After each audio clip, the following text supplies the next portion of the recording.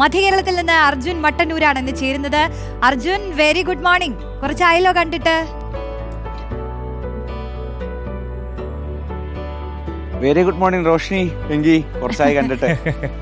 ഈ കൂത്താട്ടുകുളത്തെ എന്തായി കാര്യങ്ങൾ? ഈ വീഡിയോയൊക്കെ പുറത്തുവിട്ട് CPI ഇങ്ങനെ പ്രതിരോധിച്ച് നിൽക്കുന്നു. കലാരാജുവിന്റെ സ്ഥിതി എന്താണ്? കൂത്താട്ടുകുളമാണ് നമുക്ക് അറിയേണ്ടത് ആദ്യം. അർജുൻ,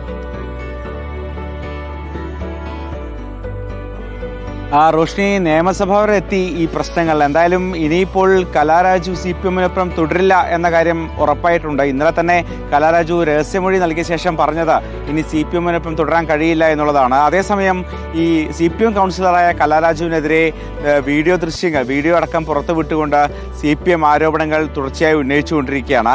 ഇന്നലെ ഈ UDF-ന്റെ സഹായ വാഗ്ദാനം ഉണ്ടായിരുന്നു എന്ന് തെളിയിക്കുന്ന ചില ദൃശ്യങ്ങൾ CPM പുറത്തുവിട്ടിരുന്നു. അതിന് പിന്നാലെ വീണ്ടും വീഡിയോ പുറത്തുവിടുകയാണ്. അതായത് ആശുപത്രിയിൽ കഴിയുന്നതിൽ പോലും ദുരൂഹതയുണ്ട്, ഈ ആരോഗ്യ പ്രശ്നങ്ങൾ ഉണ്ടോ എന്നൊരു സംശയമുണ്ട് എന്നാണ് ഇപ്പോൾ CPM-ന്റെ ആരോപണം. മാത്രമല്ല, അന്ന് ഈ സംഭവങ്ങൾ ഉണ്ടായ ദിവസം ഈ CPM കൂത്താട്ടുകുളം ഏരിയ കമ്മിറ്റി ഓഫീസിൽ നിന്നും കലാരാജു വീട്ടിലേക്കും അവിടെ നിന്ന് പിന്നീട് പോലീസ് സ്റ്റേഷനിലുമൊക്കെ തന്നെ പോയത്, ആ ദൃശ്യങ്ങളാണ് ഇവർ പുറത്തുവിട്ടിരിക്കുന്നത്. അത്തരത്തിൽ ആരോപണ പ്രത്യാരോപണങ്ങൾ തുടരുകയാണ്. ഇന്നലെ കലാരാജു രഹസ്യമൊഴി നൽകിയിരുന്നു.